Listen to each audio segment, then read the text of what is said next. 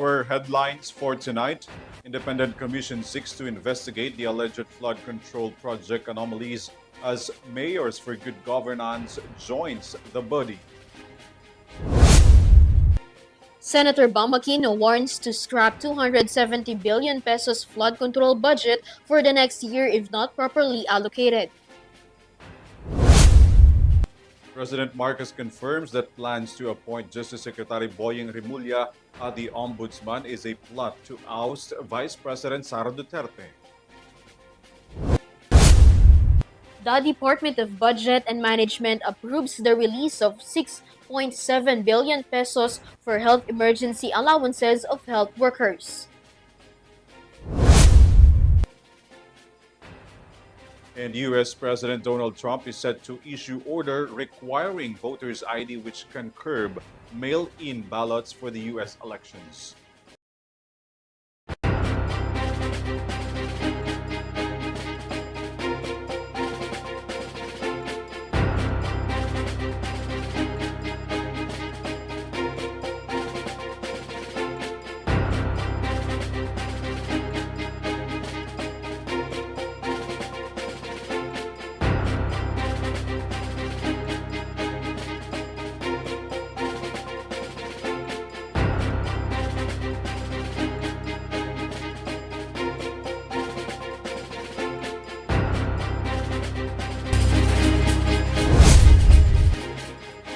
Good evening, bringing you the latest news for tonight. I am ALVIN. And I am KRIZZA Lopez. This is Eurotv News Thread. The details on our broadcast. Aiming to reveal the truth and hold people accountable for the fictitious and substandard flood control projects, an independent commission has been established to focus on the investigation. In connection to these, newly appointed Public Works Secretary Vince Dizon welcomed the possibility of Baguio City Mayor Benjamin Magalong joining the group. Catherine Landicho has more. An independent commission that will investigate alleged irregularities in various flood control projects is nearing formation according to President Ferdinand Bongbong Marcos Jr. The President made the announcement amid speculation surrounding potential members of the commission, including Baguio City Mayor Benjamin Magalong. When asked if Mayor Magalong is indeed among those being considered for the commission, President Marcos declined to confirm, saying he would rather wait until the final plan is completed. The independent commission will be the investigative arm so that they will continue to investigate whatever information is received. It will be sent to them. They will investigate it, and they will make recommendations as to how to proceed, whether kasuhan itong mga ito or i-ombudsman o dalhin sa DOJ, whatever it is. But they will recommend to the executive what to do with certain parties who have been found to be part of all of this corruption that's been going on, not only in flood control but all of the works of the workings within DPWH. Meanwhile, Department of Public Works and Highways or DPWH Secretary Vince Dizon welcomed the possibility of Magalong joining the commission, noting the mayor's long-standing stance against corruption.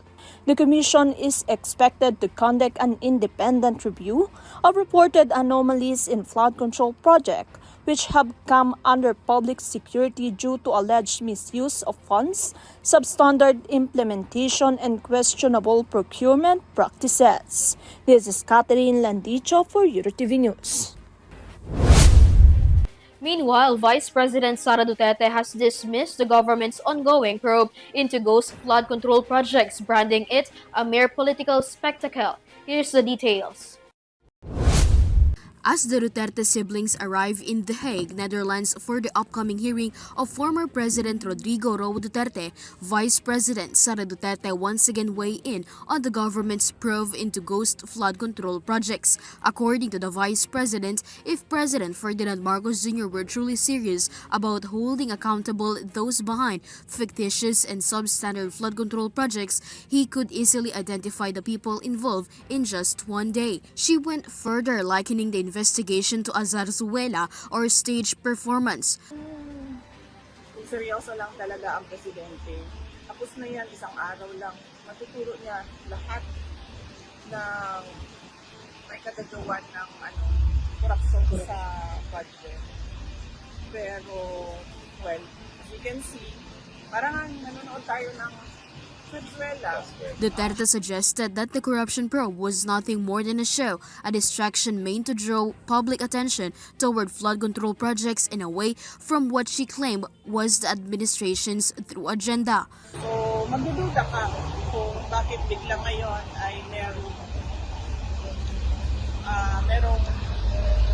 silang palabas na malaking investigation ng flood control projects. Ibig sabihin, meron na naman siguro silang niluluto behind the scenes na syempre hindi natin nakikita dahil lahat tayo nakatutok doon sa flood control. She added that the corruption in flood control projects has been long-standing even during her father's administration, but stressed that it has worsened under the current administration. This is KRIZZA Lopez for Eurotv News. Senator Bam Aquino is putting the Department of Public Works and Highways on notice over the 270 billion pesos flood control budget in the next year's spending plan. The lawmakers suggest a budget cut if not properly utilized. Raymond Montero tells us the details. Senator Bam Aquino issued a stern warning that he is ready to remove the entire 270 billion peso allocation for flood control projects under the proposed 2026 national budget if the funds are not properly directed to the country's most flood-prone areas. During the Development Budget Coordination Committee or DBCC hearing on the 2026 National Expenditure Program or NEP, Aquino criticized what he described as the arbitrary distribution of flood control funds. According to him, the allocation appears to be divided based on political districts rather than focus on communities that are actually submerged during heavy flooding. If that is not corrected, kung di po yun ayusin base sa talagang pinaka-flood prone areas, my inclination is just to delete the whole budget. The senator stressed that it is now a major challenge for newly appointed Department of Public Works and Highways or DPWH Secretary Vince Dizon, who replaced Manuel Bonoan, to lay out a rational and needs-based flood control plan. To him, and now will be the challenge of Secretary Dizon, is to come back to the Senate before the end of the budget and to come up with a real flood control budget. Hindi yung naka-divide based on districts, pero naka-allocate based on true need and true.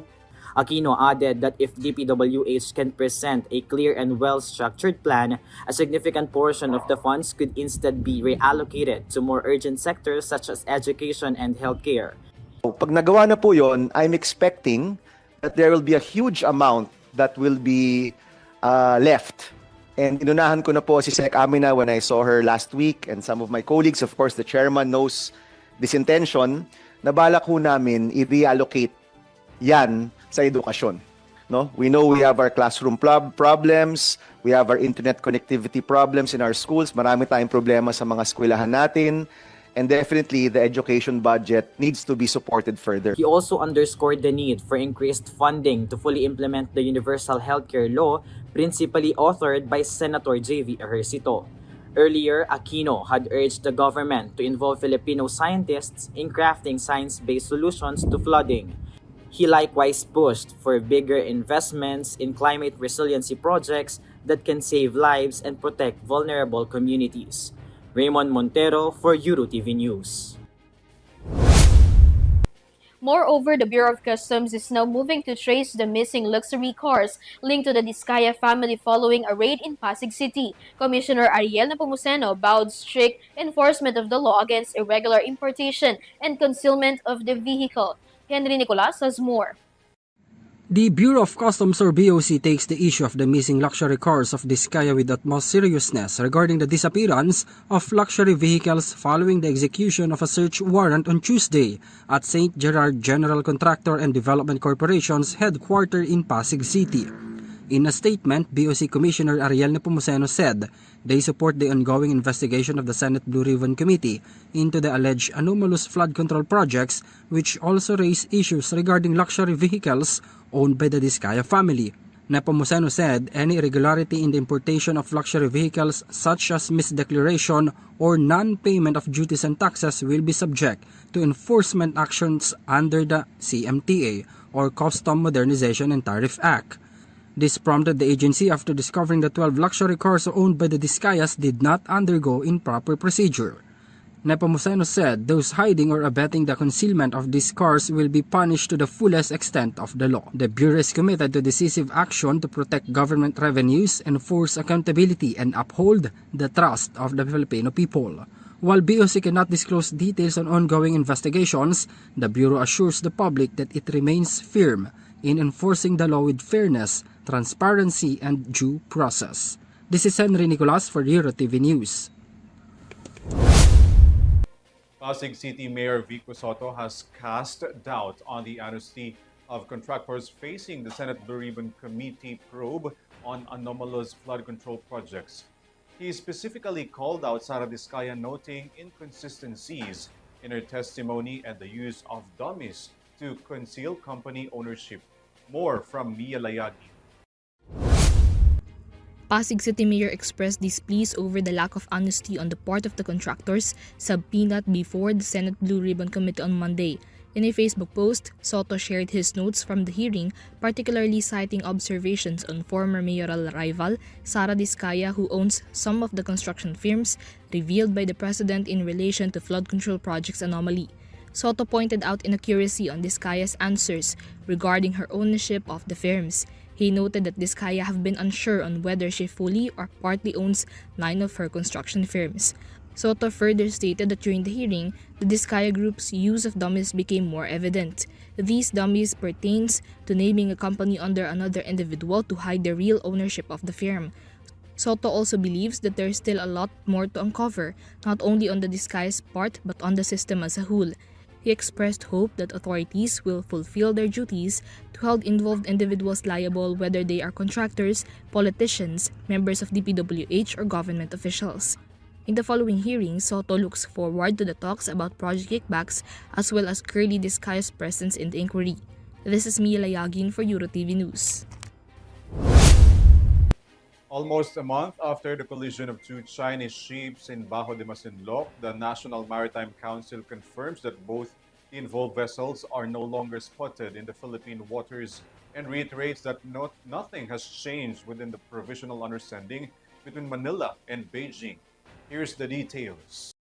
There has been no change in the current provisional understanding between the Philippines and China despite the collision of 2 Chinese ships in Bajo de Masinloc, which happened last month. This was emphasized by the National Maritime Council in celebration of the Maritime and Archipelagic Nation Awareness Month 2025. NMC spokesperson Alexander Lopez explained that the Department of Foreign Affairs continues to engage with China amid issues particularly in the West Philippine Sea dispute. Lopez also confirmed that a Chinese warship and China Coast Guard involved in BDM collision were no longer sighted within the Philippine waters. According to the DFA, the unity of Filipinos reflects the right of Philippine sovereignty in the waters within the country's exclusive economic zone. Foreign Affairs Secretary Maria Teresa Lazaro also said that coordination with allied countries is important to counter threats to the Philippine maritime domain amid the aggressiveness of Chinese ships in the West Philippine Sea. It is our unity that serves as the bulwark through which our security and shared prosperity as Filipinos emerge. This is the spirit with which we work together with international partners and friends to address existential threats. For the non-government organization Filipinos Do Not Yield movement, the role of youth in the issue of territorial disputes in the West Philippine Sea plays a vital role. The chairman emeritus of the said movement, Dr. Jose Antonio Guisha, explained that generations should serve as an inspiration in asserting the rights of the Philippines in the disputed territory. Goisha also called on the public to support the administration amid the Philippines' campaign in the West Philippine Sea and to fight misinformation over the disputes within the country's EEZ. This is ALVIN PELOBELLO for Eurotv News. Senator Amy Marcos has raised alarm over what she describes as a fresh political maneuver against Vice President Sara Duterte. She revealed an alleged plan to appoint Justice Secretary Jesus Crispin Remulla as the next ombudsman, purportedly to pave the way for legal actions aimed to ousting Duterte and her allies. More from this report. Although the Senate has already archived the impeachment case against Vice President Sara Duterte, Senator Amy Marcos revealed that efforts to oust Dutertes are far from over. On Tuesday, Marcos disclosed an alleged plan to appoint Justice Secretary Jesus Crispin Remulla as the next ombudsman in order to remove Vice President from the office. Napakasimple ng mga pangyayari dyan, nagkakagulo sa ombudsman dahil hindi sila nagtagumpay sa PI, mga PI nila. Hindi rin sila umobra sa impeachment, kaya narito na tayo ngayon. Ipipilit nila na si Boying maging ombudsman para ipakulong si VP Inday Sara bago mag-2027. She claimed that the move may not only be aimed at ousting Vice President Sara Duterte, but also her allies, including herself. Marcos added that this is not mere speculation as she received information that the appointment process is already underway. Yes, marami po tayong information na talagang dito patungo ang paghalal ng isang ombudsman na kaibigan natin dati pero hindi naman natin mapagkakailay. Ang labo-labo naman ng ganon. Kaya tututulan ko po at magtiisan po tayo. Hindi natin kakayanin. The senator pointed out that Remulla faces a pending case which could potentially disqualify him from the ombudsman post. However, she said the information has reached her that the case is set to be dismissed this week, clearing the way for his appointment and the continuation of legal actions against Dutertes. Na itong kaso ay madidismiss ngayong linggo. Bakit i-dismiss yan? Yan ang tanong ko. At ang balita, immediately executory ang ilalabas. It's also alleged that even though the time for filing of the motion for reconsideration has not lapsed, the OIC will nonetheless issue an ombudsman clearance para tuloy-tuloy ang pag-appoint. Marcos further detailed what she described as successive political plots. Plan A, the failed People's Initiative. Plan B, the impeachment complaint against Duterte aimed at blocking her from running in the 2028 presidential elections. And now Plan C, the move to install Remulla as the ombudsman. There is a very ominous reason, clearly, for Secretary Boying to become the next ombudsman. It's the new phase in the effort to get rid of VP Sara before 2028. This is KRIZZA Lopez for Eurotv News. Meanwhile, later Representative Richard Gomez is under fire after a viral social media rant against journalists, with the House now eyeing a possible ethics complaint over his actions. Mia Layagin has more. Amid the issue on the anomalous flood control projects in the country, Leyte 4th District Representative Richard Gomez and his viral rant post became recent center of the discussion. On August 28, Matag-Ob Leyte Mayor Bernie Tacoy accused Gomez of failing to coordinate with the local government in regards to the flood control projects in the locality. Tacoy, in another statement, also claimed that the poorly made projects, including the one that collapsed, were funded under Gomez's congressional funds. But instead on directly addressing the allegations, Gomez opted to rant in a post targeting not Tacoy but members of the media who sought for his comment on the accusations. In the said post, Gomez noted the similarities in the media questions, claiming that they were paid to do so. He described these as an expensive media spin behind some conductor. Attached with the post were screenshots of the media messages, including their names and contact numbers. This rant post quickly went viral, gaining backlash from the members of the media and from the public. The National Union of Journalists of the Philippines condemned Gomez's actions, pointing out that this is a violation of the Data Privacy Act, is a risk and threat towards members of the media. NUJP insisted that the media seeking for Gomez's comment is actually favorable for the lawmaker as he can explain and clarify the issue. NUJP also argued that if Gomez did not want to answer, he may have opted for a no-comment answer instead of what he did. The public and netizens criticized this move from Gomez. 4 days since it was posted, the viral post have been edited and updated. The caption remained, but the screenshots have now been deleted. On the other hand, the House Committee on Ethics is now eyeing any possible ethics complaints that may arise from Gomez's action. On Friday, some lawmakers have urged members of the media to raise the concern or issue on the ethics panel. This is Pia Layagin for Eurotv News. The Department of Budget and Management has approved over 6.7 billion pesos to finally cover long-delayed health emergency allowances for more than 1.4 million pandemic frontliners nationwide. Vanessa Cleofas reports. The Department of Budget and Management or DBM has approved the additional funding requested by the Department of Health or DOH, which will be allocated for the public health emergency benefits and allowances or PEBA of health and non-healthcare workers who served during the pandemic.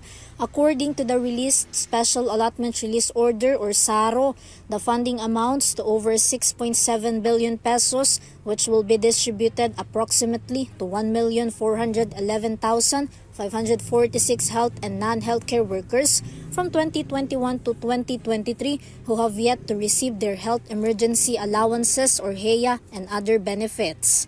These workers come from various local government units, private health facilities, state universities, and institutions across different regions. The DBM stated that the total amount was based on the remaining balance or unpaid HEA declared by the DOH. The DBM added that the DOH presented the said funding request to the monthly economic managers meeting as early as February of this year, but it was only recently approved. It can be recalled that earlier in 2024, the agency had already released more than 27.3 billion pesos for the health emergency allowances of health workers and 70 million pesos for the COVID-19 compensation package. Meanwhile, the newly approved funding by the DBM is set to be in line with the directive of President Ferdinand Marcos Jr. The DBM also urged the DOH to immediately distribute the long-awaited HEA to the health workers. This is Vanessa Cleofas for Eurotv News.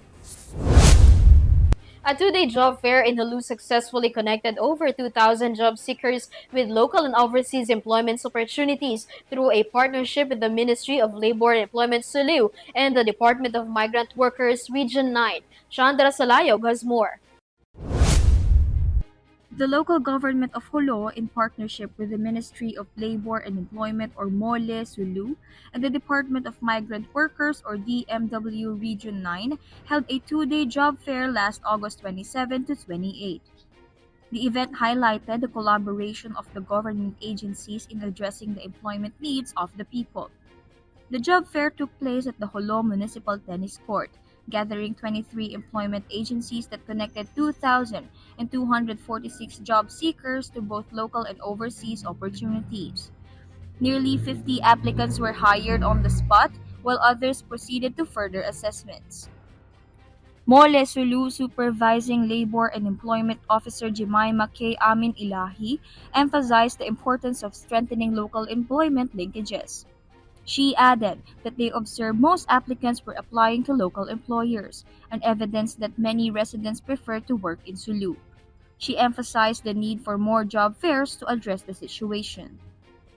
Jolo PESO Officer Lincoln U. Tulawi, representing Mayor Edsir Q. Tan, also expressed satisfaction with the outcome of the job fair. He encouraged new graduates to take full advantage of this opportunity to secure employment. The collaboration between Mole Sulu and the Jolo LGU reflects the Bangsamoro government's continued commitment to Sulu, despite the province's transfer from Bangsamoro Autonomous Region in Muslim Mindanao or BARMM to Region 9. In a statement, Mole added that the initiative serves as a foundation for a stronger employment linkages. Chandra Salayog for Eurotv News. After 3 months of conservation efforts, the Bureau of Fisheries and Aquatic Resources has lifted the fishing ban in Davao Gulf, reopening livelihood opportunities for for local fishermen. Vanessa Cleophas returns. This measure is part of BFAR's annual closed fishing season implemented to protect small pelagic fish species, giving them time to reproduce and grow. Among the species covered are round scad, big eye scad, and short-bodied mackerel. Davao Gulf is known as a major fishing hub in the region and serves as a primary source of livelihood for local fishermen, with its waters steaming with various fish species. BFAR emphasized that while the fishing ban was in effect in Davao Gulf, affected fishermen and residents continued to receive assistance from the national government in coordination with the agency. In fact, from June to August, the Department of Social Welfare and Development or DSWD distributed food packs to affected residents.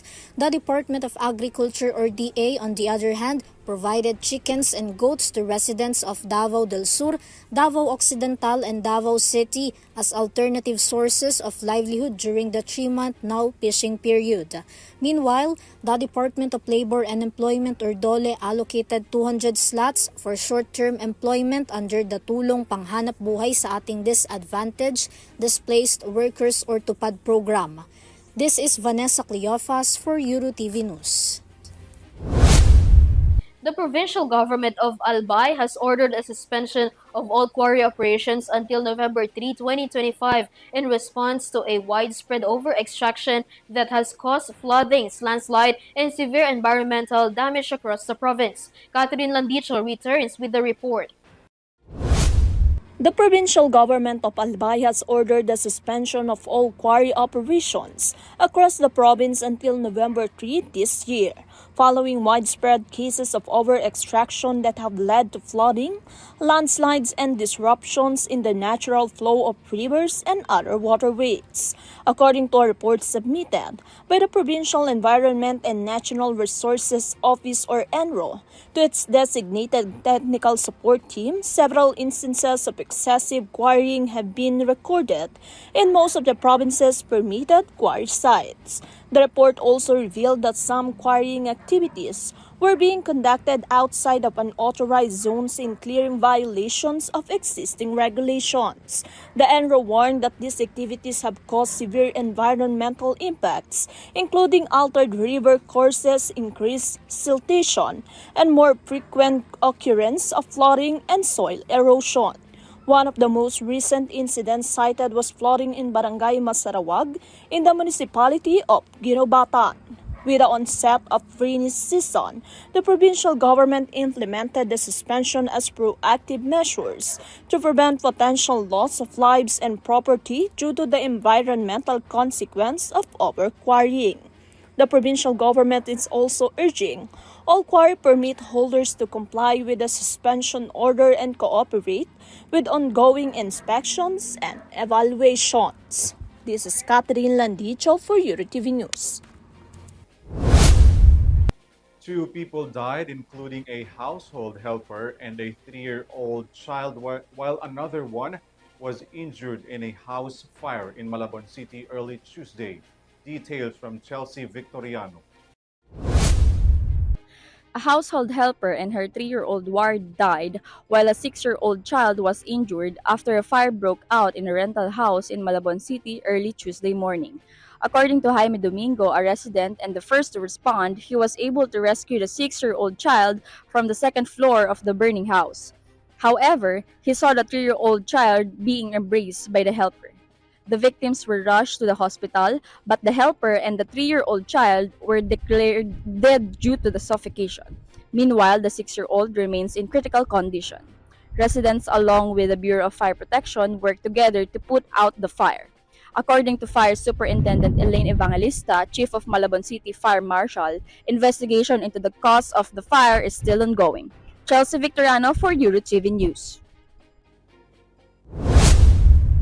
U.S. President Donald Trump is set to issue an executive order requiring voters' ID nationwide and restricting mail-in ballots as a move critics says revisits his unproven claims of fraud in the 2020 election. More from Son Santiago. Nearly a year into his U.S. presidency, Donald Trump seems to continue to revisit his loss in the 2020 U.S. presidential elections. Over the weekend, he announced plans for a new executive order that will mandate voter identification for every voter and further restrict mail-in ballots. In a post on his Truth Social platform, President Trump declared that there should be no exceptions to the voter ID requirement. Currently, voter identification laws vary by state, ranging from photo identification to broader exceptions to specific individuals. Meanwhile, according to Time, only 36 states require some form of ID at the polls. The order, according to Trump, will also restrict mail-in ballots, allowing only for members of the military away from their homes and for individuals who are seriously ill. This announcement builds on Trump's long-standing claims without concrete evidence that widespread voter fraud cost him the 2020 presidential elections. It can be recalled that for years, Trump has called for sweeping changes to the U.S. electoral process, including the elimination of electronic voting machines because of his concern. Trump thus pushed for the return of paper ballots and manual vote counting. But U.S. election officials warn that such methods are time-consuming and more expensive. Meanwhile, the U.S. Constitution stated that it only grants authority over elections with this matter, mainly to the U.S. states and Congress, not by the President. Earlier this month, Trump also pledged to sign another order before the 2026 midterms to end the use of both mail-in ballots and electronic voting machines altogether. This is Son Santiago for Eurotv News. Actress Lobi Po has revealed her baby bump in a sexy photo shoot with a clothing brand. Sam Martos tells us more. Let's step into the world of entertainment for the latest news and update. For our showbiz news, Lobi is going to be a mother, as the actress and model Lobi Po is now pregnant. He shared the news through a campaign by a local clothing brand. Actress and model Lobi Po is now pregnant with her longtime boyfriend and now husband, Monty Blanco. The actress announced this herself through a campaign post by a local clothing brand, where her baby bump can be seen marked "Love Your Body" and with the caption, "This is what it means to truly love your body inside and out." It can be remembered that Lobi got married on August 26, 2023 at the historic Clevedon House in the United Kingdom. This August, the couple also celebrated their second wedding anniversary. Meanwhile, Lobi Po received a support and congratulations from her friends and colleagues in the industry. And that's our showbiz news. Once again, I'm Sam Martos. Back to you, KRIZZA and ALVIN. Thanks, Sam Martos. And that's the latest news for tonight. You may visit EurotvPH.com for more news and information. Once again, I am KRIZZA Lopez. You can also catch our live broadcast through our social media accounts and via Extreme channel. I'm ALVIN PELOBELLO. Thanks for joining us. This is Eurotv News Thread. Stay safe and have a good night, everyone.